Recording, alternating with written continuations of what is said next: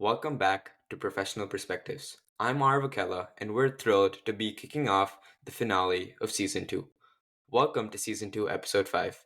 It's been an incredible journey this season, and today's episode is truly special. We're sitting down with someone whose career is in the sports industry. Today, our guest is Tone Stakes, Head of Basketball Licensing at Panini America. Praneeth, would you care to go on? That's right. Today's guest is someone who works at the powerful intersection of branding, licensing, and cultural storytelling, bringing strategy and creativity together in ways that define how products and icons live in the world. He's a seasoned strategist with deep expertise in licensing, brand partnership, and cultural IP development. Over the years, he's helped shape the way brands don't just sell, but stay. Mr. Stakes, welcome to the show. Dude, first a couple things. First season finale, big time. Wow, that's awesome. Secondarily, man, you guys are gonna do real good in this space. I could tell you already, because just by the way you guys handle yourselves, how you go through this. So I'm excited. I'm excited to be a part of this podcast and be part of the beginning of it when it blows up to big things and we can go back and remember how I was on it at one point. Thank you so much. Yeah. Thank you. Mm. All right. So to get us started, would you care to just explain what your role is and like what the head of basketball licensing at Panini America does on a day-to-day basis? Yeah, for sure. So we make Panini America is a global collectibles company. We do sticker albums. We do a lot of stuff with the FIFA World Cup. That's kind of what this company has been built on. But over the last 15 years in the US, they've been making trading cards. They were the official licensed exclusive partner for the NBA and the NFL for the past 15 years. So my job on the basketball side is to negotiate deals, licensing rights with the leagues, with the players, not only in the NBA, WNBA, we do Unrivaled, we've got EuroLeague, and then we're now getting deeper into the NIL space, which is high school and collegiate athletes. But yeah, so I negotiate the deals and try to get the athletes to be a part of our products, whether just for their image rights or for their signature rights as well. That's actually really interesting. And I think it seems like you've built your career mainly around, licensing and brand partnerships. What first drew you into this world as a strategic lever rather than just a marketing tool? Yeah, I mean, I think a lot of things you just fall into. I would love to say that I kind of curated this path, but it's been a lot of just kind of luck, getting to know somebody who does something and leads to something else. But over the years, what's really made it interesting to me is I love the business of sports. Like we were just talking about earlier, Steph Curry's a phenomenal basketball talent. When you start to learn about the business and not just the contracts, that you see the public facing information, but the strategies that go on to build out the NBA or NFL or WNBA or any of these professional sports leagues, even collegiate space, it's really interesting to me. So I wanted to get deeper into that. I had the ability to kind of get to know people that were in this space and gave me a chance at letting me negotiate some of these deals. And now I've been in it about 20 years, really talking through multiple different levels. I've worked on the entertainments, all different sports properties across multiple different trading card companies. I was at Upper Deck, and then I went to Panini, and then I went to Fanatics, and then I went back to Panini. So it's been a long, fun journey working through this space. Yeah, and Mr. Stakes, so I didn't get to tell you this yet, but like when I was reaching out to you, the reason I reached out is because of the description you have on LinkedIn. And it says, on a constant pursuit to impress my 12-year-old self, chasing amazing experiences. And you just kind of touched on that when you said, I really like the field and it's really interesting. So did that kind of drive you to go into the sports industry, or was there like another factor, and like why? Yeah, man. So I'm 46 now, man. So like getting to a point where I appreciate if my 12-year-old self would think it was cool, it took a long time, right? Because when you start off, you're trying to impress so many other people and you're trying to, find a partner in your life and, have kids and have all these things. And it's funny, my kids don't care about sports at all. But for my 12-year-old self, I thought, when I was a kid, I grew up in Chicago and then in Southern California. And my favorite player was Michael Jordan. And I thought, there's no way I'll ever get to meet Michael Jordan. Like he's just an amazing, amazing athlete. I was lucky enough to be able to meet him a couple times now because of this space, and be able to be a small like speck in the whole business of professional sports has been really cool. So yeah, I think you got to figure out what moves you. And for me, I think once you get through certain life goals or certain aspects you're trying to that are on the bucket list, if you will, you kind of look back and go, really, I'm just trying to impress me, and I'm just trying to impress my. I think of my 12-year-old self if he was sitting there in their chair and going, and I was telling him stories. If he would listen to me, I mean, he probably wouldn't have because he was a turd. But if he would, I would have told him, like this is a really cool path, and there's been ups and downs all the way through it. I don't know if there's very many people that have had a very smooth path all the way through any part of life. And if you just stick with it, I think sometimes, not for everybody, but I think sometimes, some really cool things happen. So yeah, man, I get comments on that all the time, and people are like, "Man, I should put something like that." I was like, "Do it." You can take that from me. That's not. I guarantee you that wasn't my own creative thought. I'm sure I got that from somebody along the way. But yeah, it's my goal. Yeah, that's actually amazing to hear. Was your 12-year-old self also playing like a lot of sports as well and like picture yourself as to be a professional player like Michael Jordan and all these other icons? Yeah, man.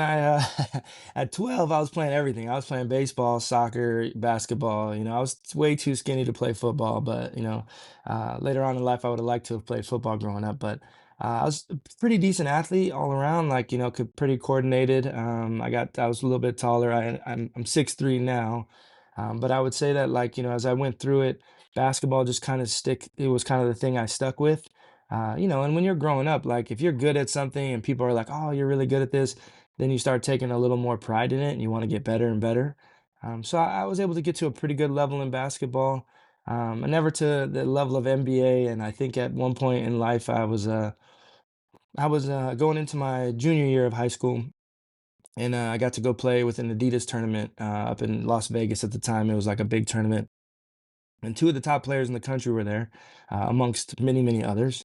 But Tracy McGrady and Kobe Bryant, I was lucky enough to be able to play against those players. And I instantly realized I was not going to be a professional basketball player. The level of play those guys had was extremely far beyond my capabilities. I mean, so it was very eye opening. I was able to go back and enjoy my senior year, and again, I got to play some basketball beyond high school. But what I'll say is I think that, that kind of stuck with me early on, the love of basketball, and I always attested back to Michael Jordan, the way he played the game, the way we got to enjoy it. But it got to a point where I wanted to find a way if there was anything I could do around the space. And again, if you dig long enough and you build enough relationships and networks, and just, I think if you treat people good, sometimes, the skies open up and you get to impress your 12-year-old self. That's actually so cool where you're able to relate to your 12-year-old self and are doing something later in life that your 12-year-old self would be proud of.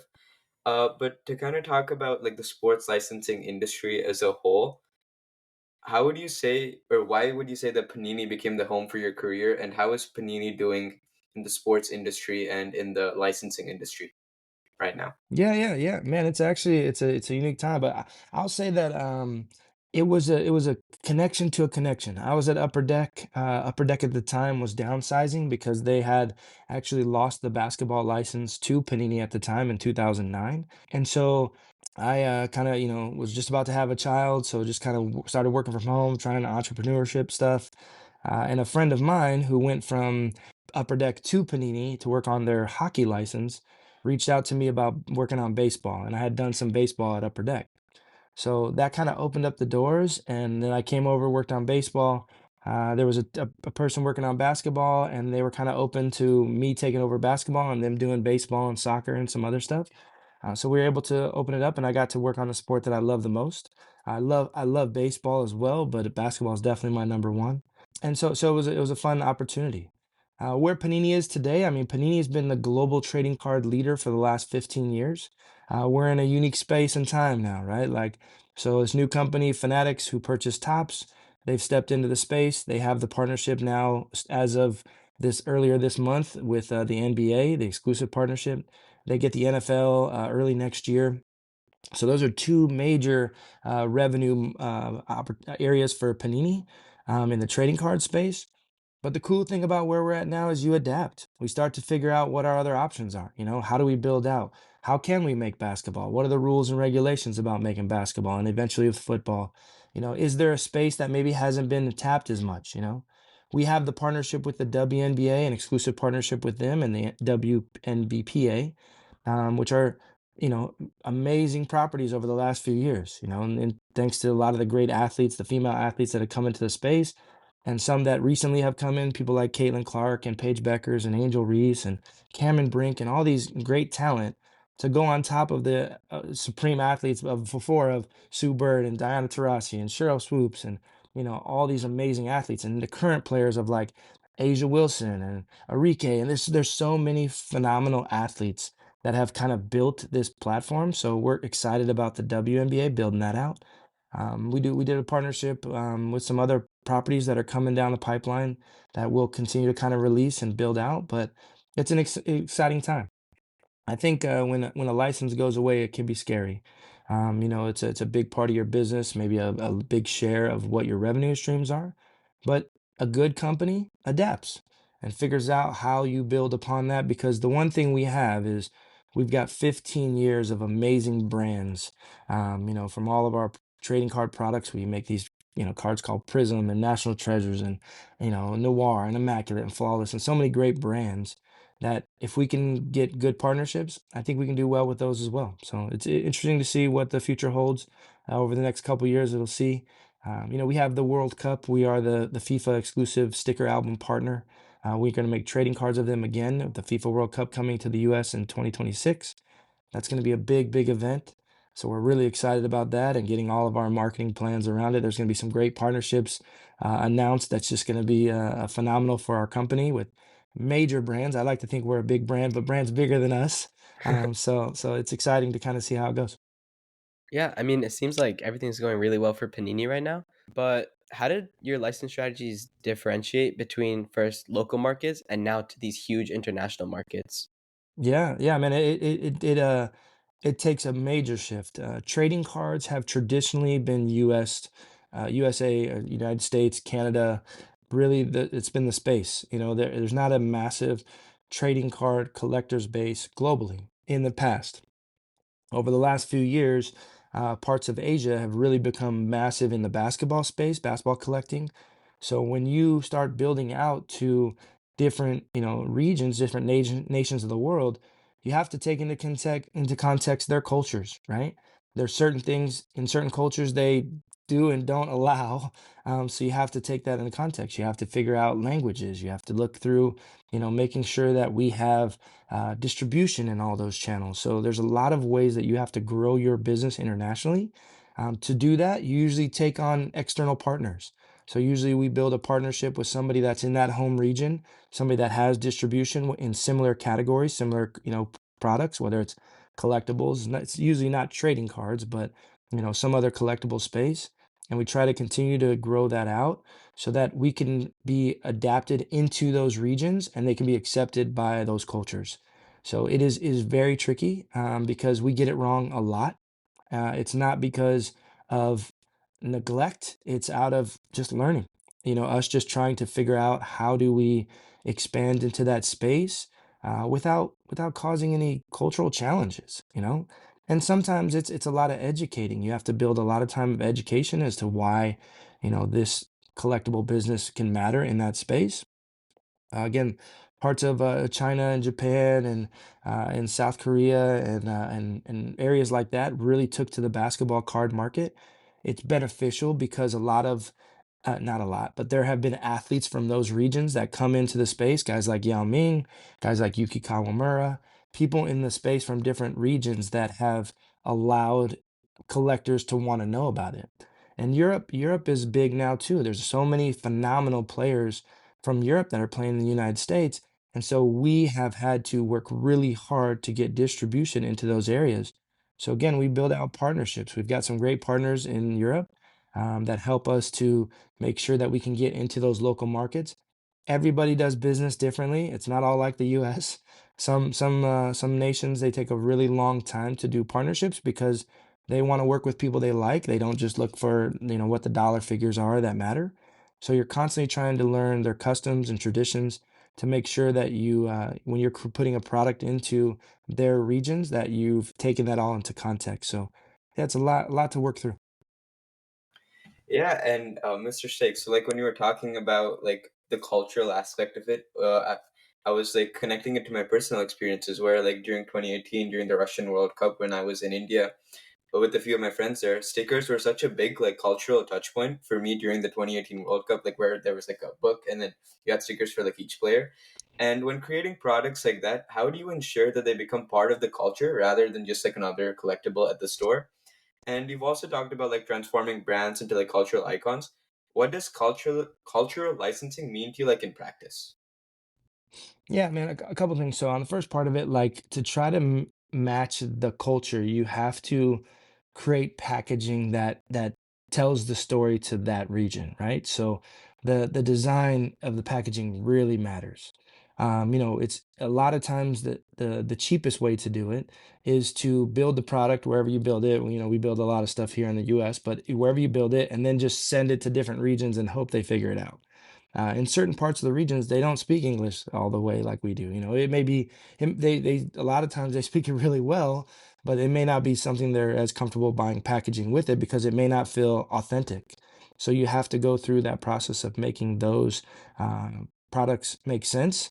And then speaking to cultural aspects, it's very, very tricky. It's very tricky. You have a company. We have I think it's 16 or 17 subsidiaries around the globe that provide Panini products or that are Panini companies based in these different regions of the world. So we rely on them. We try to have their conversations and go, okay, we have one in Brazil. Brazil, what's going on in your region? What can you help us know about South America or or parts of Africa or whatever these parts are that they're connected to?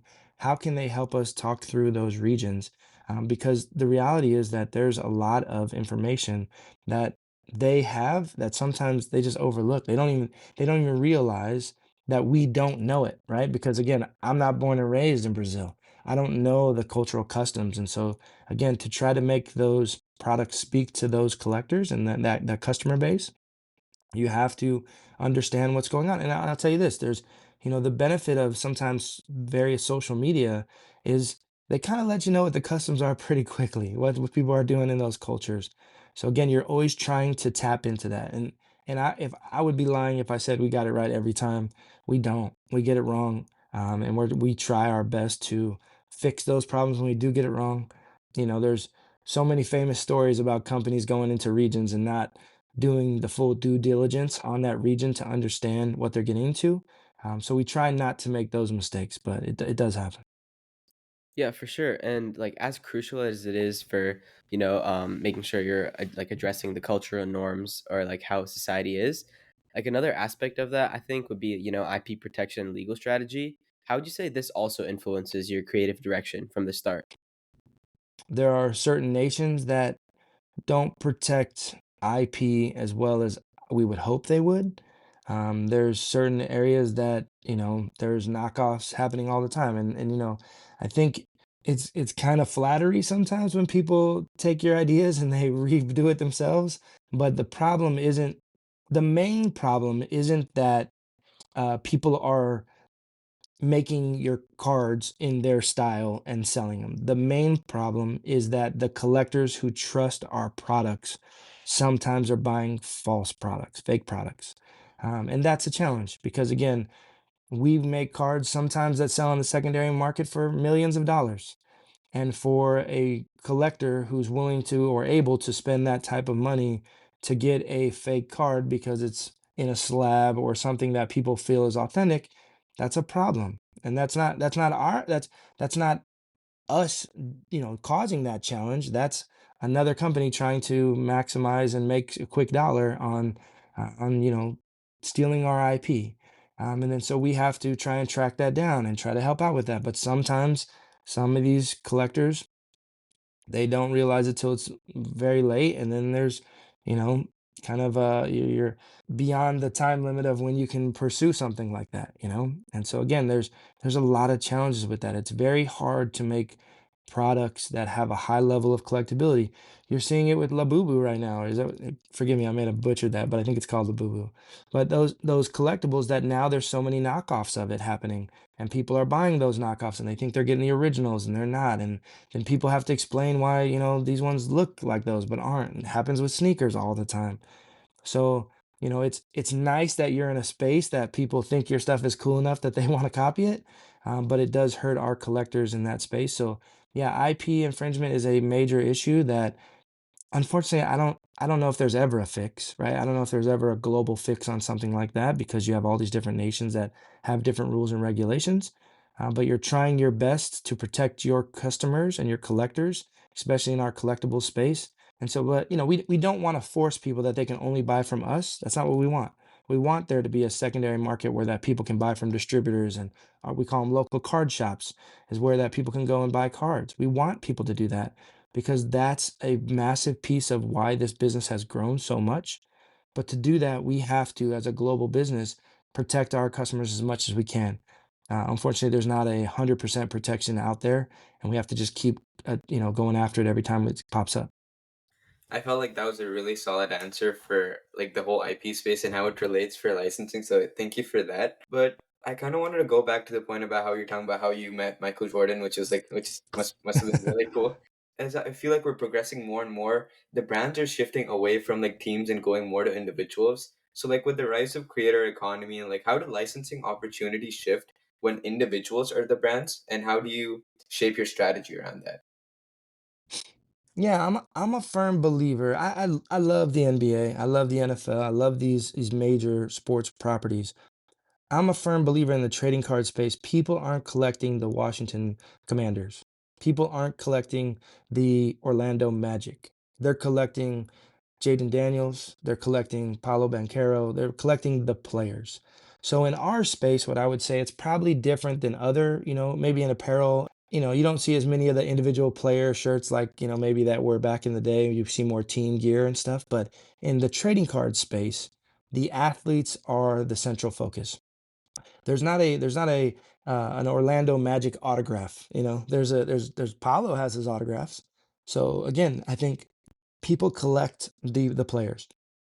So I think as the younger demographic of people are getting interested in our space, they want to have more of a connection to these athletes.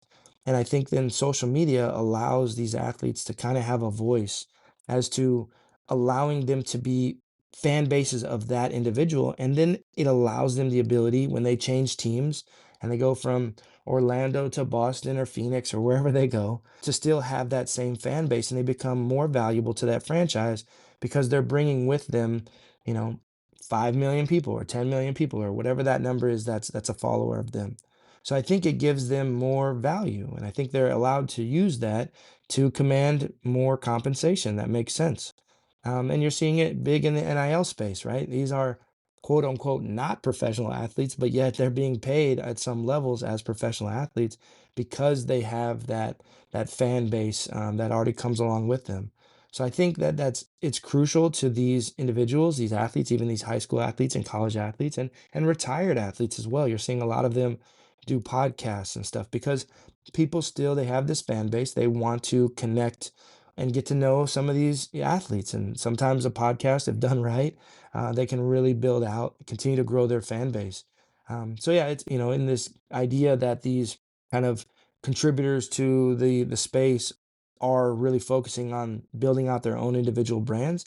I think it's crucial. I think they got to keep doing that. I think that those that do it well will continue to see high levels of compensation models that I think will continue to be mind blowing over the next few years. I know that people are really interested to hear that a player got paid $70 million in basketball, and to me, I think that's just the start. I think there's numbers going up much higher than that. I think, again, when these athletes can command that type of dollar, it's because they're making somebody a lot more than that.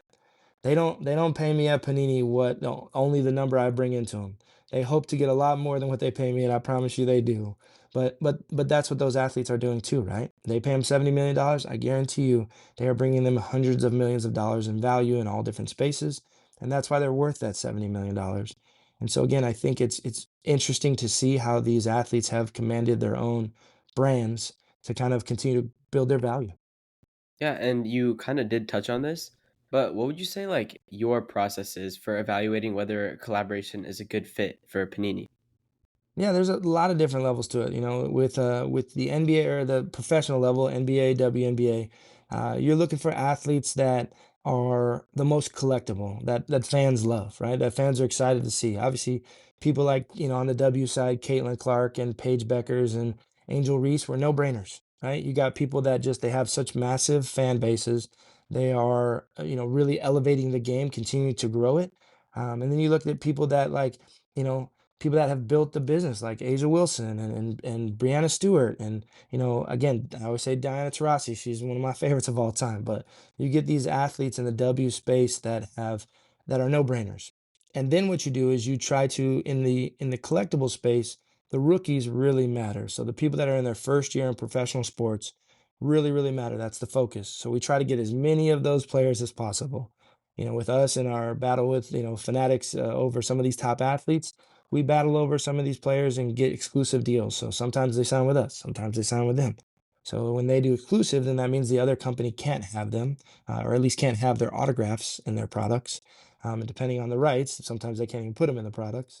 But yeah, they those things, you're trying to get as many of the rookies as possible.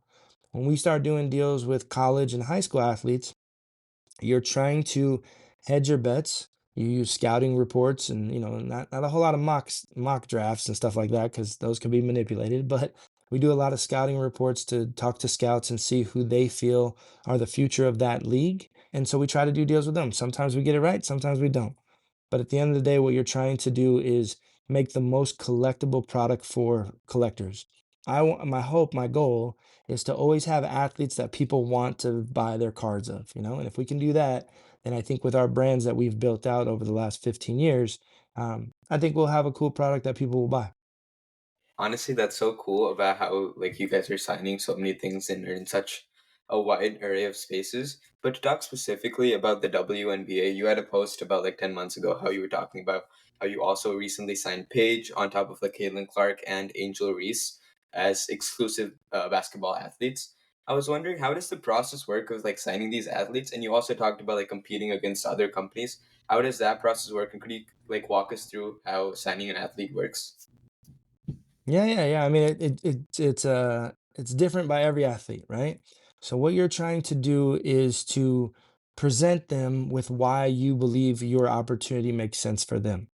But if you just go into that conversation and say, here's how this works best for me.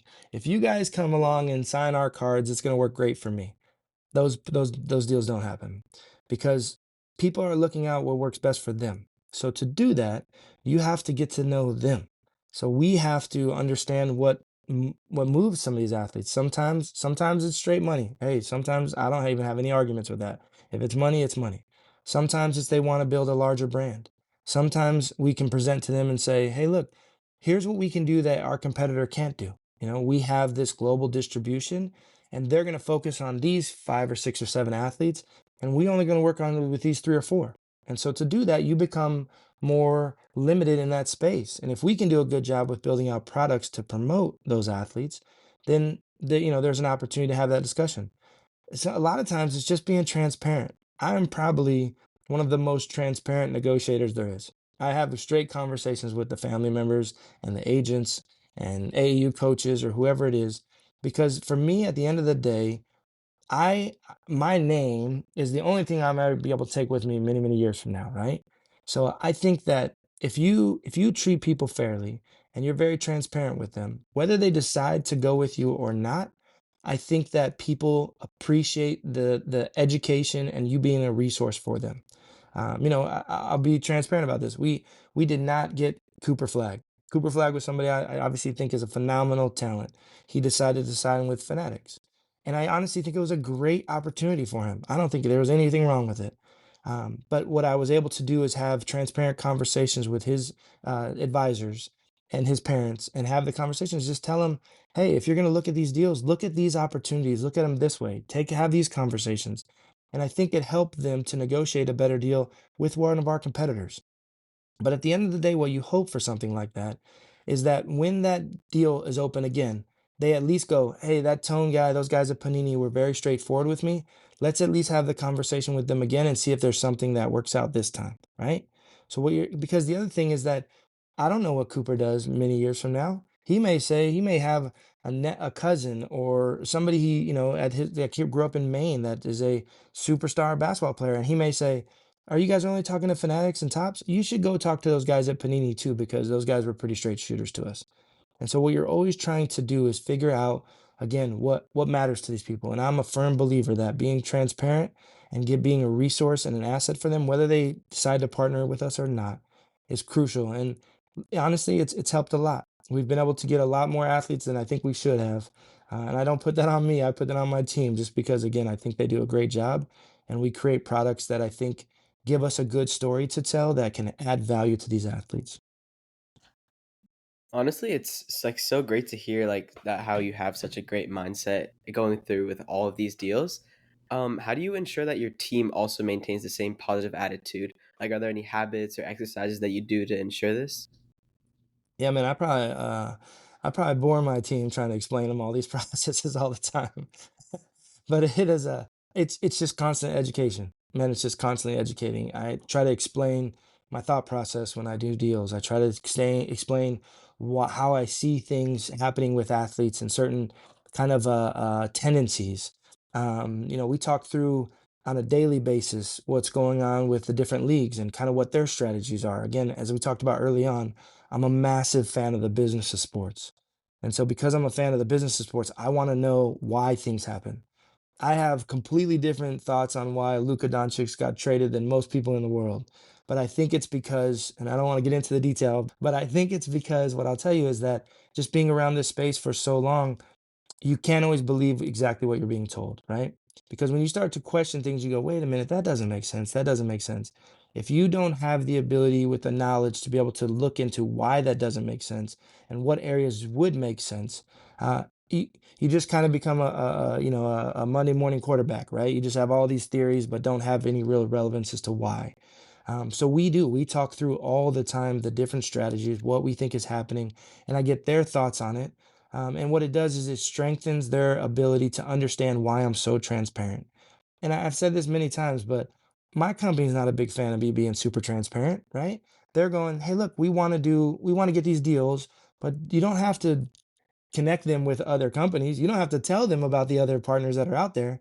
And I tell my company all the time, I'm like, look, if I go through and I connect them with all the other trading card companies, Upper Deck, Leaf, Wildcard, Fanatics, if I connect them with all them and they hear all of the options, and then even if we're not the top, the highest price, sometimes they still come with us because they go, man, who else would do that? Who else would present them and say, hey, look, I want you to do the best deal for you. Here's the best deal I can offer. If this works for you, awesome. If it doesn't, I still, 3 years from now, when I see you at the All Star game, I want you to go like, hey, man, those guys were always straightforward with me, right? So I'm always trying to explain that to my team. And I think over the last few years, as we've kind of come together and really gelled as a group, I think they understand that. I think that through it all, they go, I see now why you did that a certain way. I see now why you had that conversation. I see why it was important to you to go to those high school games and meet with those families and stuff because I do. I think that if you can become an asset and a resource for people, I'm a firm believer you never have to look for jobs. Because what happens is people go, that person may not know this skill set inside and out, but because they value being a resource, they're going to find a way to add value to our company. And I think that's the most crucial thing. And truly, that's what I'm trying to teach my team. I want my team to never have to be searching for jobs. I want them to be able to have a skill set that they can command work if they look at other places because of all that they've learned in this space. Awesome. And I also felt like it's really crucial and it's also a really nice thing to be transparent to your clients or prospective clients so they kind of have an idea of what might be the best option for them. To go off of Praneet's question about like leading a team and like the soft skills needed at work, I wanted to read a recommendation given to you from Mark Warsop, the CEO of Panini. And the recommendation says, Tone was a great asset to the team and represented Panini well during his time at our company. He worked directly with athlete agents and players associations in negotiating athletic contracts. And overall, he just says you were a really hard worker. And another recommendation from Mr. Kozik says, straight off, he understood that you had a tremendous drive, and he understood that uh, you were just like a really strong personality, and how a purely business relationship kind of evolved into a really strong friendship. I wanted to kind of touch on the fact about how do you handle yourself at work, and what soft skills do you bring where you're able to create such a nice impression and representation of yourself. Yeah, man, I think I'll tell you, I think it's years and years of trying, man. I don't I don't think I was as good an employee at 18, 19, 20 years old as I am today. I think a lot of good bosses along the way, people trying to help you, people trying to say, "Hey man, I think you could soften here. You don't have to be a bulldog every time you get into a fight. You can sometimes let the other person win and it sometimes it's strategy." I think a lot of times over the years, you start to understand what works, what works. And I think what works is when you really care about people and you're really trying to get to know them, and it's not just a surface conversation. That's not me, man. You'll never get that from me. You'll never hear me talking about the weather or how the Cubs played or like it's not me. I just don't feel like I feel like each individual person has so much value in this world. I'm trying to learn from, and I want to give them everything I can too, right? And so I think that when you start to build deeper relationships with people, I think that's where people they see it and they go, that's a real genuine person. And again, I think that's what when Mark obviously it's funny because Mark gave me that recommendation and then he hired me back to the company like 2 months later or 3 months later or whatever it was. It's pretty funny. And then Steve was a partner of mine that we built a business together. And I it was a website business back in or like 2009, 2010. At the time, viruses on computers were like a big thing. And so my website, I spent all this time, built this whole business, and a virus came and took it all down. And this guy had put so much time and energy into it. And I think the way that I handled that, as far as like how I was like, hey man, you know, if this is what it's supposed to be, it's what's supposed to happen. So something else will come up and it will work. And I remember him just saying, like, man, these are qualities that I don't have. Like when things go wrong, it's like it's dire, right? Like it's a big deal. And I go, man, like, you're sitting here in life at our ages and you get to a point where like you realize like it's not it's not something you created all by yourself. There's a lot of help. There's a lot of people that add support. And again, going back to my great, leaders I've had at different companies and, peers and stuff, I think over time you just get better and better at it if you care. If you care about it, you get better and better at it. And then hopefully someday people say good things about you. That's the hope. Yeah, that's honestly truly just a great way to look at life. Would you say like this has been just tone stakes as from a kid to now, or has there been any like moments in your life that changed you into who you are today? Oh man, I think it's a lot of different moments, It's, getting like I said, getting laid off when you're 3 months away from having a child, Having a child is stressful. Being unemployed and having child is more stressful. But I think you start to see how resilient you are. When things happen and things don't go the way you hope, I think sometimes you see your resiliency. And that's what I'm trying to show my kids now, right? So you're trying to just say, hey, look, like you're gonna get knocked down and you're gonna get up and you're gonna figure out who you are, and then you're gonna dust yourself off and go, okay, I'm gonna take that path again, or I'll take a different path now.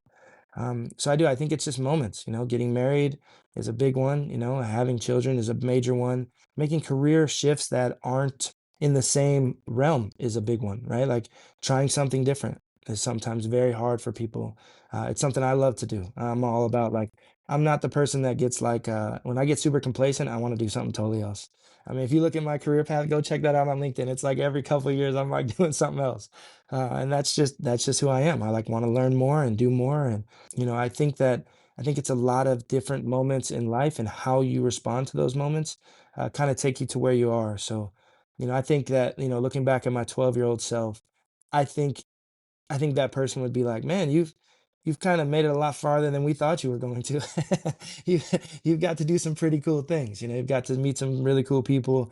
We were talking about earlier, but like pretty much the majority of NBA athletes I've met, the WNBA athletes I've met, I've spent time with on a personal level, a lot of them, and getting to know them and just see the type of people they are. And again, when I was 12, if you'd have told me, that someday I would have, got to spend hours and hours of time with Kobe Bryant, he wasn't a player when I was 12. He was like my age, but what I'm saying later on, like I think those are the type of people that I get phone calls from legendary basketball players and get to talk with them.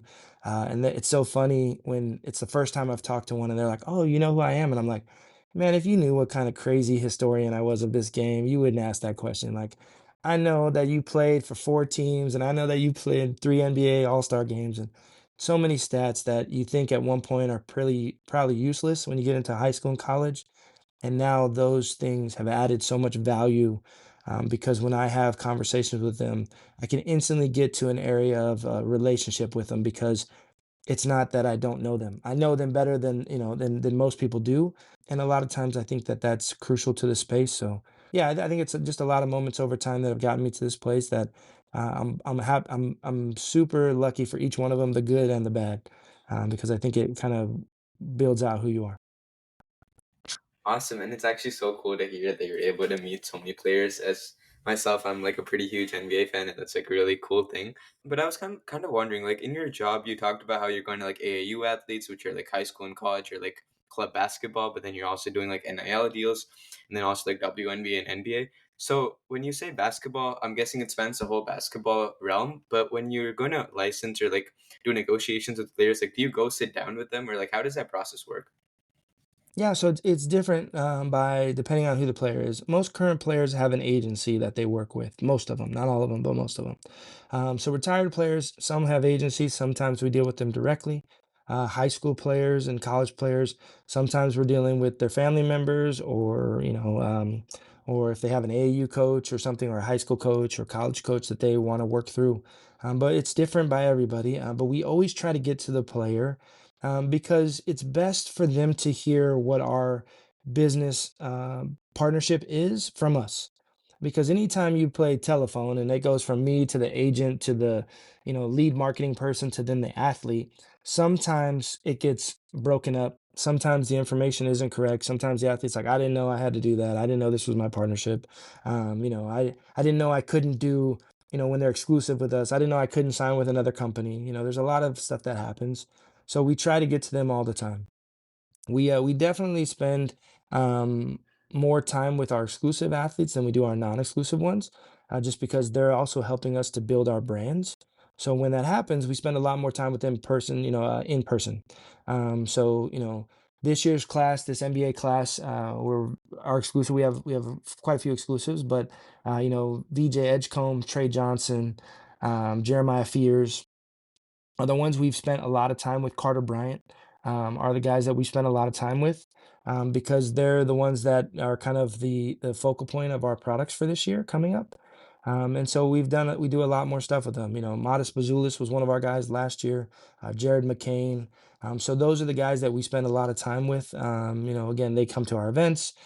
We try to get them to Summer League when they're out at Summer League, NBA Summer League.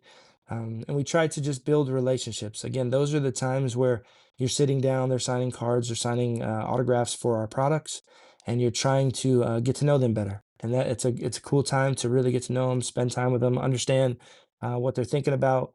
Jared McCain recently just got into trading cards, so he's been going crazy on trading cards. So he always wants to know insights on what stuff to buy and where to, how to get his cards and stuff. So it's really cool. But we get to know their families. A lot of times it's mom and dad, probably because I'm the age of their mom and dads is probably why that works the best. But a lot of times it's just because mom and dad want to be an asset for the athlete, and there's so many people that are pulling on these. A lot. There are people that are vested in trying to pull these athletes away from their family members because then they have more control over these athletes and the decisions they can make. So sometimes mom and dad feel like they're being pulled away from it. And so we try to make sure that they're well aware of what our partnerships are, and anytime we can be a resource to them, we help. But yeah, so it happens. It just kind of varies by athletes, but most of the time with current players, we go through the agents on record, and then we negotiate those deals, and then we'll do the signings with the athletes in person. And then again, sometimes it's all done through agencies just because that's how they prefer, which is fine, whatever works best for the athlete. Yeah, and Mr. Stakes, like even though it's only been like what 40 minutes, I can like really see the passion you have with your work and stuff. When you reflect on this work, what kind of impact do you want your licensing strategies to leave on both culture and commerce? Yeah, I think, it doesn't really matter to me what, Tone Stakes leaves on, the kind of concept of this business. My hope is that the impact I've made with my other coworkers, that have, continued to work hard to make this company, whatever company I'm at, whether it's Panini or somewhere else, may have allowed them to grow and develop and again, give back to those for the compensation model that they're providing me, right? Hopefully, we've created a good place to build from, and I hope that the next generation that comes in behind me or a few years down the road can take what we've built and build off of that and continue to make it better. Because I like, when I was at Upper Deck, there was a phenomenal group that was there. And we had a great run over there for a while, and I think Upper Deck's a phenomenal company today to this day. But I liked that, knowing that the people that came in behind us built on what we worked on, and then they made it better and added some more improvements to it. And technology, that wasn't available then, they can build on it now. And so again, I hope to do the same thing with Panini, with where I am today. Hopefully, 10 years from now, people never know my name, but they go, "Man, the guys that were here a long time ago, they really did work really hard and built this base." And because of that, we've built on it. Because to me, what I notice is when I look at the history of trading cards, and just specifically in this collectible space, the companies before us built a road and a pathway for us to build where we are today. And so my hope again isn't that there's some Hall of Fame that I get to be in. That would be cool. But even if that never happens, my hope is that the 10 years from now, 15 years from now, this companies are still thriving because of the work we put in today. And yeah, I can definitely agree with Praneeth about how passionate and involved you are in with your work, and I feel like that would definitely show in the results your team produces. And touching back with what you were saying about Jared McCain, so like I actually attended the NBA All Star game, and over there I saw Jared McCain, like he was signing his own Panini cards, like the Prism cards, and I felt like that really highlighted the excitement that collectors feel when they have the cards. I was wondering, like on your side, how do you decide which players to feature for those kinds of experiences, and what role do like fan interactions play in shaping the licensing decisions and strategy? Yeah, yeah. So I think the fans are everything, truthfully. Without the fans, without the collectors, we don't have a business, right? And I'll say that for any business in the world. It doesn't matter how amazing the product is you make. If you don't have people that want to buy it, you don't have a product. It doesn't matter. And so when you look at trading cards, man, when I was early in trading cards in the early 2000s, um, there was a conversation that, like, hey, at some point trading cards may not exist, everything's going digital. Back in the 80s and 90s, people collected cards, and even earlier, 70s, 60s stuff, people collected cards because that was the only way to get stats. When you looked at the stat on the back of a card, a Mickey Mantle card, you didn't know how many home runs Mickey Mantle had unless you read it on either a trading card or in a magazine or something. But now with digital, you can look it up right now. If I want to know how many home runs Babe Ruth hit, I can find out right now by looking on the internet. So I think that, like, that when when y- when we were looking at that space and kind of creating what the future was going to be, we had to focus on the fans. The fans determine what happens. If people don't like our products, we don't have a business. So we have to listen to what it is they're looking for. And we try to create partnerships with athletes that the fans are collecting. Because again, Jared McCain, for a long time this year before he got hurt, was one of the highlight rookies. He was having a phenomenal year, and I'm really excited about him coming back to see how he can continue to build on that. But that's what happens. The business is, these athletes sometimes don't play out like everybody expects them to, and then the collectors either decide, are they moving on to somebody else? Do they still like that player? Are they passionate about him or her? Excuse me. And I think that's where the decision comes to who to have at those events. And when you put on those events, we had a massive all-star event. And when we put on those events, we want to make sure that the people can come through and meet those top talent athletes. And then we get content of them, right? We get them doing stuff for our social media pages and stuff because they're building their brand. We're helping to build their brands in our space. And the more that those athletes get in front of the collectors and meet the customers, the more those fans and customers and collectors become bigger fans of those athletes in our space. And so again, Jared McCain, because he's gotten into trading cards, now all people are a lot of collectors are trying to buy Jared McCain trading cards because they love that he loves what they love, right? So again, there's a lot of synergies that we try to tell the stories of.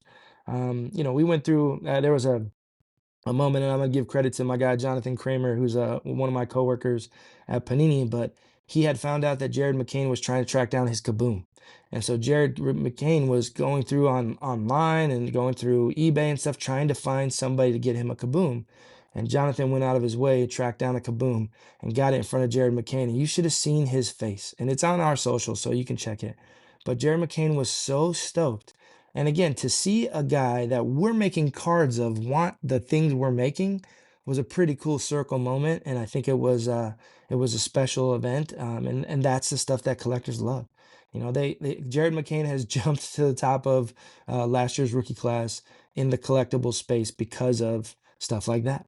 And so again, that kind of helps dictate who we want to bring out to events. If guys hate trading cards, we don't bring them to events. We don't want them to be in front of our collectors saying, this is such a dumb space. I don't know why people collect. And that's okay. People can have those opinions. Not everybody's going to love trading cards. But those that do love, those are the ones we bring through, and those that are great with fans and stuff. So a lot of that stuff is determined by how we've met them over the time, and kind of their interactions. Some guys are super quiet. They're killers on the court. They're phenomenal basketball players, but they're just quiet people, or they're not very, they're shy, or they're not very social. And so you try to make sure you're always making these athletes look amazing. So you don't want to put them in a situation where it's going to be hard for them. Yeah, I mean, it's also like really important, I guess, to like be managing all these different types of people. As you've said, what's some advice you would give to a high school student looking to like get into this kind of business, whether it's the people side of it or also just the strict licensing side of what you do? Yeah, man, I think anything you want to get into, network, network hard, man. I think LinkedIn, I know that LinkedIn is considered like an older person's platform, but those older people are the ones with those jobs you want to get. So like network with those people. It's a phenomenal platform that allows you to know, if I am connected to one of you guys, who are you connected to? How can I get to them? Can I reach out to you and say, hey, is it cool if you connect me with so and so? And then now all of a sudden, now that becomes one of my network, right? And so again, like most people, I would say, when you're interested in their space, they want to talk about it. They're excited about it too, right? So they want to tell you about it and walk you through the path. I get a lot of people, I go talk at a lot of colleges and stuff because I'm always trying to convince, college and high school kids, like, just start networking. Go talk to your friends, parents, and say, what do you do? What is it that you do? Do you know anybody in this space? Because they're going to be like, oh, yeah, a friend of mine from high school 20 years ago does XYZ, or is the owner of such and such company, or does whatever. And if you do that, you're building out your network. That makes life so much easier. For me personally, in the professional sports space, I know people across all sports, all teams, like all levels in the professional sports world, because we've had to connect over the years with these spaces. There's a lot of times with people, I can't add any additional value to them, but I'll connect them with somebody that adds value to them because I know somebody in that space. So I would say, man, that the biggest thing is to network, to understand how, when you're young, there's not a whole lot you can add to them, right? You can't go, hey, I know this one basketball player and maybe he turns out to be a superstar athlete, right? There's not a lot of value you can add. And a lot of people are like, let me just work an internship. Man, we get so many interns at different places I've been, and some are great, some are hard workers, some are just there trying to get a name on a resume, which doesn't add any value. You're like, well, I've worked at this company. Well, that's great. What did you learn? Nothing, because I didn't spend any time at all there. Well, then you wasted it. And I think a lot of times people don't realize when you're in a company, when you're there, network with all those people inside there. You now know, like at our company, we have a couple hundred employees. Get to know all those couple hundred employees. You don't know where they're going next. You don't know if they all stay at Panini, or maybe the next one becomes an assistant GM at the Golden State Warriors. If it does, that's, you want to know that guy, right? Or that lady, right? And so again, I think like networking is super crucial. I think LinkedIn is the best tool for that. And I'm not sponsored by LinkedIn, but LinkedIn, reach out. I'll do some stuff for you. But I'm just telling you, man, it's a phenomenal platform that can build out, and I think that younger people need to utilize it more. I tell this all the time. Every time we go to these colleges and high schools to talk, I'm telling them, I'm going like, look, man, just use LinkedIn because it's the only platform that can show you who else you're connected to by two and three connections. That's super crucial. And again, it's a great resume building site, right? Where you can build out a resume and people can see what it is you do. But yeah, I think the key factor is to find a way to network, find people in roles that you're passionate about, get to know them, reach out to them. You may send 100 different emails or messages and maybe only get one or two responses, but that one or two will be extremely valuable for you. And maybe those one or two connect you to some more of those 100, right? But if you put that time and energy into networking, I promise you it'll be the most valuable resource for you. Yeah, Mr. Stakes. I feel like I definitely agree on that part. And being like on the other side of the spectrum, where like me being the person who's like reaching out to a lot of people, like how I reached out to you for the podcast, I feel like LinkedIn definitely is really helpful in kind of like getting an idea, getting to connect with people, and kind of like maybe foreshadowing opportunities or internships. Definitely feel like it's a really great tool that kids our age should use more. But before we started like getting close to wrapping up, I actually had like another question about social media. Like we were talking a lot about social media, but we didn't really get a touch on it fully. So the question would be, social media has changed how fans interact with sports and collectibles. How does Panini use social platforms to inform your licensing decisions or connect with the fan community? Yeah, man, I will tell you, when I was here at Panini before, I didn't feel we did a great job on social. I feel we do a much better job now. And I think it's because, we've got a focus on what our, trying to tell our story through social.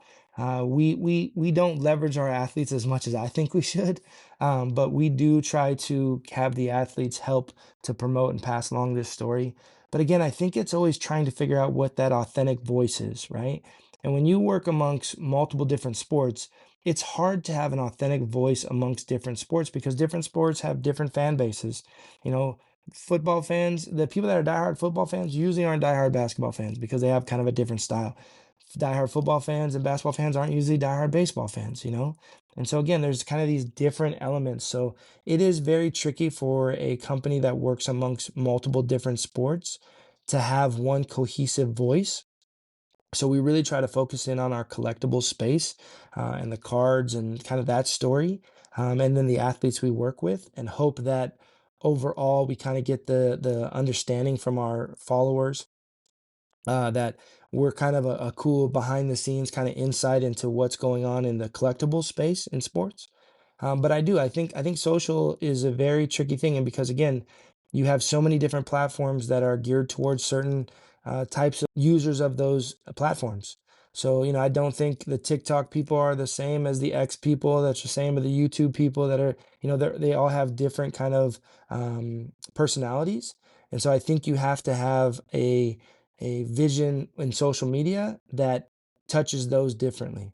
Luckily, I'm not in charge of that space because I probably would not do it very well. They do a lot better than I do. But I think that that's the tricky part of any company's social media presence is how you use that. I think it is a tool you cannot miss, though. I don't think it's something you can step aside. I think I won't say all businesses, but I think a lot of businesses should have a social media strategy of some point. There are some companies, and I was trying to think of one off the top of my head, but there are some industries that I don't think make a whole lot of sense in the social space. But I do think that it's a crucial strategy for every business, and to understand it and to understand what you're trying to get out of it is important for your company to make impact. Yeah, definitely. I feel like it's also really important to kind of just like utilizing social media, but I feel like it can also connect like the bridges and gaps from like different generations, like the young generation, like what might be cool there to like a different generation. And as we start to wrap up, a question I wanted to ask is, we usually ask this question to all our guests, and it's what advice would they give to their younger self? And we already talked about how you're making your younger self happy. What advice would you give to like maybe your 10, 12, or 15-year-old self? And about life, about careers, and just like what to do. I would say I think resiliency is key, like we talked about earlier. I think the ability to kind of adapt, to bounce back and stuff, I think is key. I think self-confidence is key. I think there's a lot of people that you'll come across in life that, think they know maybe more than they do, probably including myself. And I think sometimes that can discourage people. So I think having that self-confidence to say, hey, you know what, this may be a really hard path, but I'm really excited about, whatever XYZ is that you want to get into. I think also too, the idea of believing sometimes you don't always understand what the final or path, or not even the final path, but the next step of the path is. And we're trying to force it sometimes, and sometimes it comes through much better than what you can hope for. So just having kind of maybe faith is the word I'm looking for. Maybe just the idea of like, just I'm gonna keep trudging along, and hopefully something cool comes out from this. I think the people that I've met in my older age, and people older than me, it seems to kind of be a common thread. Like most people didn't write out exactly what happened in their lives, but if they found ways to enjoy it throughout the journey, then they enjoyed the whole thing throughout, right? I think that when you're young, you have ideologies that you think are set in stone and concrete. This is who I am as a person. I think sometimes when those start to crack as you get older, it's a hard thing to see that sometimes things change. But I believe that if you can if you can adapt to things and be open to maybe those changes, I think you become again more resilient. I think you can help work on your understanding of who you are and become more self-confident in who you are. But man, truly, like I hope that always you just people, as simple as it sounds, but like just wake up with a smile, right? Like just wake up like ready to enjoy what the day holds. And even if it's a really tough day, and at the end of the day you go to bed and you're not smiling, if you can wake up with a smile the next day, maybe that day will be better. And so I think those type of things where it's just like, man, just keep plugging along. Just keep trying to see what you can do, how you can better yourself. I'll say that, man. That's one piece I would say is that I think if you're working on getting better every day, even if it doesn't seem like a lot, over time, when you look back, you see the difference, and it's usually significant. Awesome. Yeah, I feel like that's really good advice, especially about waking up with a smile, trying your best, and just keep going on. And Mr. Stakes, this has truly been one of those conversations that sticks with you long after it ends. Your answers were not only thoughtful and insightful, but also incredibly practical, showing us how licensing isn't just a business function, but a way to shape culture, tell powerful stories, and leave a lasting legacy. Hearing the way you think about connecting brands to people, creating meaningful fan experiences, and balancing creativity with strategy has given us a completely new perspective on what it means to build a brand that lasts. To our listeners, thank you so much for joining us. If today's episode made you think differently about branding, culture, or the opportunities in licensing, make sure to share it with someone who's creating something impactful. Conversations like this remind us that behind every product, every partnership, and every iconic brand, there's strategy, creativity, and vision at work. Professional Perspectives is where vision meets execution and strategy meets culture. Until next time, keep building, keep questioning, and keep exploring your professional perspectives.